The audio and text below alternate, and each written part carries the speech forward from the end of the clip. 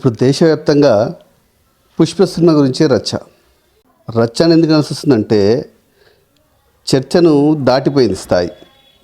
ఇందుకు కారణం అసెంబ్లీలో రేవంత్ రెడ్డి అల్లు అర్జున్ మీద చేసిన వ్యాఖ్యలు. దానికి అల్లు అర్జున్ నుంచి వచ్చిన clarity. I'm saying once again, Allu Arjun నుంచి వచ్చిన క్లారిటీ. అసెంబ్లీలో రేవంత్ రెడ్డి ఏం చెప్పాడు? ఒక హీరో గురించి అందరూ మాట్లాడుతున్నారు, చనిపోయిన రేవతి గురించి ఎవరు మాట్లాడట్లేరు, ఆమెను ఎవరైనా పరామర్శించారా, అది ఇది అని చెప్పేసి ఒక ఎమోషనల్ ఎన్వైరన్మెంట్ అసెంబ్లీలో క్రియేట్ చేశారు. నిజానికి రేవంత్ రెడ్డి ఎంత భావోద్వేగంతో చెప్పినా, ఎంత సెంటిమెంట్ పండించాలని చెప్పినా ఇట్ ఈజ్ ఆల్ స్క్రిప్టెడ్ అని జనాలకు అర్థమైపోయింది. ఎందుకంటే ఈ ఇష్యూతో సంబంధం లేని ఎంఐఎం దాన్ని రైజ్ చేయడం, అది కూడా ఏమని తొక్కిసలాట జరిగిందని హీరోకి చెప్పినా కూడా పర్లేదులే మన సినిమా హిట్ అయిపోయిందని చెప్పేసి ఆయన అన్నాడట అని చెప్పేసి అక్బరుద్దీన్ అనడం.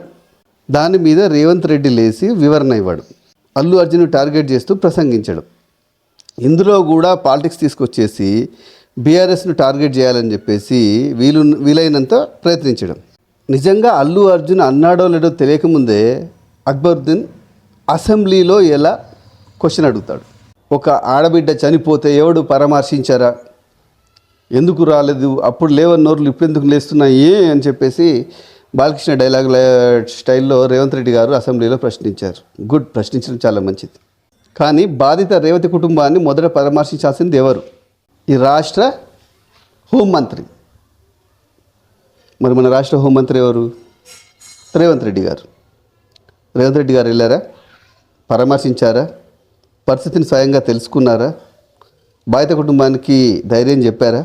ఆ టైంలో అసలు రేవంత్ రెడ్డే ఇక్కడ లేరు, ఆయన ఢిల్లీలో ఉన్నారు. ఏదో పెళ్లిలో ఉన్నారు, లేదా హైకమాండ్ను విజయోత్సవాలకు రప్పించేందుకు ప్రయత్నాలు చేస్తున్నారు అనేవి వార్తా కథనాలు. ఆయన ఇక్కడనే ఉండని, వచ్చిన తర్వాత అయినా కూడా వెళ్ళారా? రేవతి కుటుంబాన్ని పరామర్శించారా? మిగతా వాళ్ళను వేలు చూపెట్టి మీరు వెళ్ళారా అని ప్రశ్నిస్తున్న రేవంత్ రెడ్డి గారు ముందు ఆయన ఎందుకు వెళ్ళలేదు? ఇష్యూ జరిగి అల్లు అర్జున్ అరెస్ట్ అయిన తర్వాత, ఇష్యూ అయిన తర్వాత కదా మంత్రులు కూడా వెళ్ళింది, మంత్రులు ఇతర నేతలు వెళ్ళింది. ఏం ప్రభుత్వానికి బాధ్యత లేదా? రేవంత్ రెడ్డి వర్షన్ పూర్తిగా నమ్మేద్దాం, 100% నమ్మేద్దాం. అల్లు అర్జునే ఈ గొడవ అంతటికీ కారణం, ఈ ఇన్సిడెంట్కి కారణం అల్లు అర్జునే ప్రథమ ముద్దాయి అనుకుందాం. మరి కారకుడు అయిన వాడు ప్రధాన ముద్దాయి A1గా కదా ఉండాలి. ముఖ్యమంత్రి దగ్గర ఇంత కీలకమైన సమాచారం ఉన్నప్పుడు అల్లు అర్జున్ని A1గా పెట్టకుండా A11గా ఎందుకు పెట్టారు? అల్లు అర్జున్ని ఇన్సిడెంట్ జరగగానే Pawan Kalyan cinema benefit show అయినా, ప్రభాస్ బెనిఫిట్ షో అయినా, తారక్ బెనిఫిట్ షో అయినా, బాలకృష్ణ బెనిఫిట్ షో అయినా అక్కడికి వచ్చేదంతా ఫ్యాన్స్, వాళ్ళ అడావుడు అట్నే ఉంటుంది. నిజం చెప్పాలంటే పవన్ కళ్యాణ్ ఫ్యాన్స్ అరాచకానికి ఇతర హీరోలు కూడా ఫీల్ అయిన సందర్భాలు బొచ్చాడు ఉన్నాయి. రేవతి ఇన్సిడెంట్ జరిగింది, అక్కడ ఒక ఆమె చనిపోయింది అని చెప్పినా కూడా బన్నీ సినిమా చూస్తున్నాను, నేను సినిమా చూసాకే వెళ్తాను, సినిమా పూర్తయ్యాకే వెళ్తాను, ఈ సాంగ్ అయ్యాక వెళ్తాను, తర్వాత వెళ్తాను అని చెప్పేసి చెప్పాడు.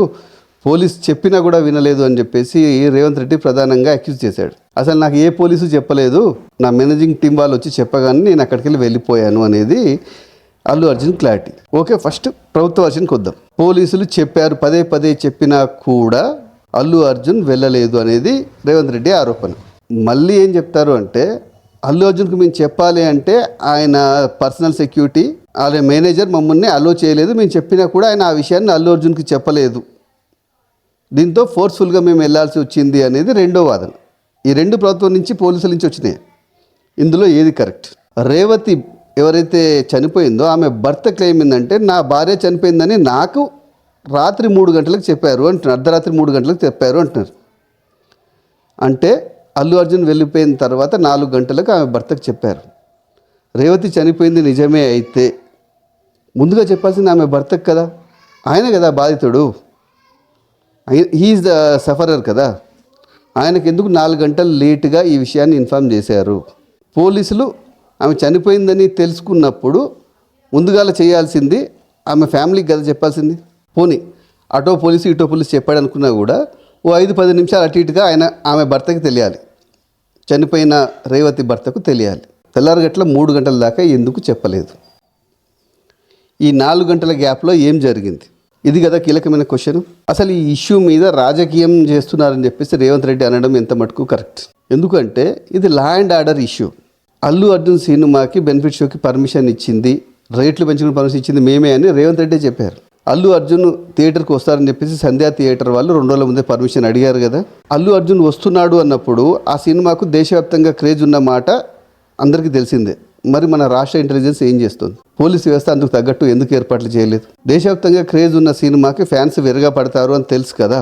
దీన్ని ల్యాండ్ ఆర్డర్ ఫెయిల్యూర్ అని అనడం కంటే కూడా నిజానికి సినిమాకు బెనిఫిట్ షోకు అనుమతి ఇవ్వడమే ప్రభుత్వం చేసిన తప్పు. ఎందుకంటే 9వ తారీఖు సర్కారు మొదటి సంవత్సరం పూర్తి చేసుకున్న సందర్భంగా విజయోత్సవాలకు ప్రభుత్వం ప్లాన్ చేసింది. మరి వాళ్లకు ఈ బెనిఫిట్ షో అదనపు బర్డేనా కాదా? మరి పోలీసులు ఏడాది విజయోత్సవాల ఏర్పాట్లలో దాని రిహార్సల్స్లో బిజీగా ఉన్నప్పుడు హైదరాబాద్లో ముఖ్యంగా ఎందుకు బెనిఫిట్ షోకి అనుమతి ఇచ్చారు? ప్రభుత్వానికి ఇది తెలీదా? రేవంత్ రెడ్డి రాష్ట్ర హోంశాఖ మంత్రి రేవంత్ రెడ్డి వర్షన్ ఏమో ఒకలా ఉంది. కేంద్ర హోంశాఖ సహాయ మంత్రి బండి సంజయ్ వర్షన్ ఇంకోలా ఉంది. ఏమని? అల్లు అర్జున్ అసలు ఏం తప్పు లేదు, రాష్ట్ర ప్రభుత్వమే తప్పు చేసింది అనేది బండి సంజయ్ వాదన.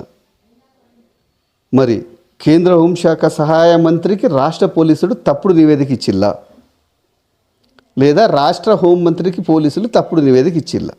ఎందుకంటే ఇచ్చేది ఒకటే పోలీసులు నివేదిక అయినప్పుడు వర్షన్ ఒకటే ఉండాలి కదా. రెండిట్లో డిఫరెన్స్కి కారణమైంది. ఇవి అల్లు అర్జున్ అడగకనే అడిగిన ప్రశ్నలు. ఇవాళ కూడా కోమటిరెడ్డి వెంకటరెడ్డి అల్లు అర్జున్ డైరెక్టరీగా మాట్లాడాడు, సీఎంను అవమానించేలా మాట్లాడాడు, అది ఇది అని చెప్పేసి అన్నాడు. వెనక్కి తీసుకోవాలన్నాడు. ఎందుకు తీసుకోవాలి వెనక్కి? ఆయన సీఎం మీద కాళ్ళు ఇరిగినాయా, చేతులు ఇరిగినాయా, అది ఇది అని ఏం సీఎంని అనలేదు. సీఎం అన్నాడు అల్లు అర్జున్ గురించి. ఆయనకు ఏమైందా, ఆయనకి కాళ్ళు ఇరిగిన చేతులు ఎందుకు పరామర్శించిల్లు అని చెప్పేసి. ఇప్పుడు దానికి కూడా సోషల్ మీడియాలో అల్లు అర్జున్ ఫ్యాన్స్ నుంచి కానీ, సోషల్ మీడియాలో కానీ, ఇతర పార్టీల నుంచి కానీ కౌంటర్ వస్తుంది. ఇదే రేవంత్ రెడ్డి ఓటుకు నోటు కేసులో రిలీజ్ అయిన తర్వాత పెద్ద ర్యాలీ తీశాడు. నిజానికి ఆ ర్యాలీకి పోలీసు అనుమతి ఉందా? లేదు. బ్యానర్ ఎక్కి మరి చేతులుపుతూనే వచ్చాడు, దానికి అనుమతి లేదు. ఆయన ఇంటికి వచ్చాక రాజకీయ నాయకుల పరామర్శ వెల్లువ సాగింది. రేవంత్ రెడ్డి అడిగాడు కదా, అల్లు అర్జున్ ఏమన్నా బార్డర్లో యుద్ధం చేసి వచ్చాడు, సినిమా తీసుకొని వచ్చాడు.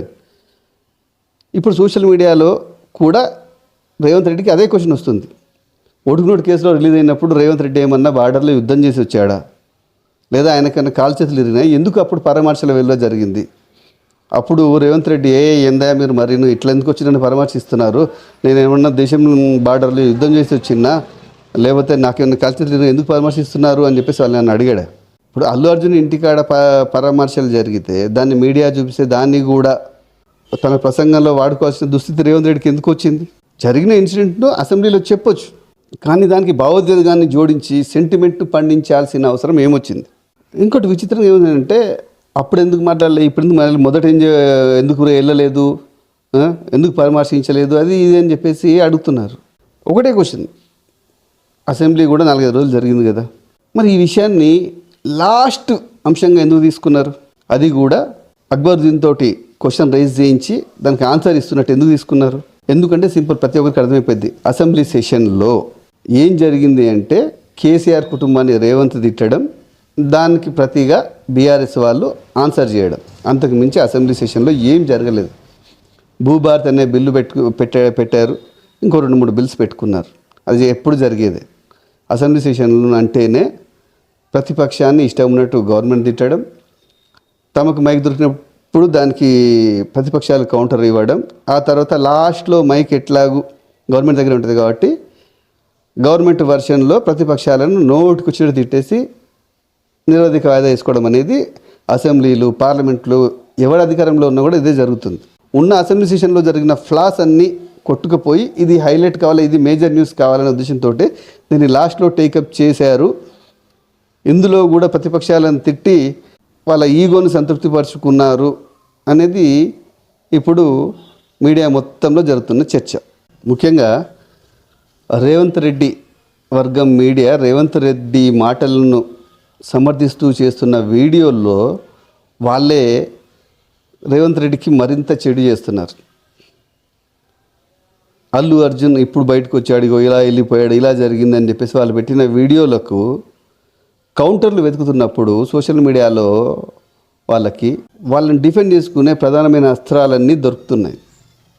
అందులో మెయిన్ రేవతి భర్త బయట నాకు తెల్లారి ఇట్లా 3 గంటలకు చెప్పారు అనేది బయట ఏదైతే ఉందో, రేవంత్ రెడ్డి అసెంబ్లీలో చేసిన అన్ని అలిగేషన్స్ని ఒక్క మాటతో కొట్టేసింది.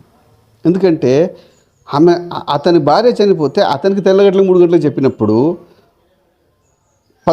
రాత్రి 11 గంటలకు ముందు అల్లు అర్జున్కి చెప్పారు అంటే అది నమ్మబుల్గా ఉందా? పోనీ ముందు అల్లు అర్జున్ అక్కడికి వెళ్ళి పంపడానికి చెప్పారనుకుందాం, ఆ తర్వాత 10-15 నిమిషాలకైనా కూడా వాళ్ళ హస్బెండ్ తెలియాలి. పోనీ 1 గంట 12 o'clock అయినా సరే తెలియాలి కదా. ఎందుకంటే అక్కడ వాళ్ళ బాబు ప్రాణాపాయాల్లో ఉన్నాడు. ఆ బాబు చికిత్సకు సంబంధించి నిర్ణయం తీసుకోవాల్సింది ఫాదర్ కదా. అటువంటిప్పుడు ఫాదర్కి ముందు చెప్పాలి కదా. ఇవి మేజర్ క్వశ్చన్స్, వీటికి రేవంత్ రెడ్డి ఆన్సర్ చేయాలి. ఎందుకంటే రేవంత్ రెడ్డి ప్రసంగంలో వీటికి ఆన్సర్స్ లేవు. ఈ ఇష్యూ కేవలం రాష్ట్రానికి పరిమితం కాలేదు, ఇప్పుడు నేషనల్ మీడియా కూడా దీని మీదనే ఫోకస్ చేసింది. ఇంకో వారం దాకా ఇదే ఇష్యూ మీద కూడా నడుస్తుంది. దీని మీద చర్చ పెడితే మీడియాకి టీఆర్పీలు వస్తాయి. టీఆర్పీల కోసం మన మీడియాలు ఏమైనా చేస్తాయి తెలుసు కదా. ఈ ఇష్యూని అంత ఈజీగా వదిలిపెట్టాం. సో రేవంత్ రెడ్డి సర్కారు బీ ప్రిపేర్డ్.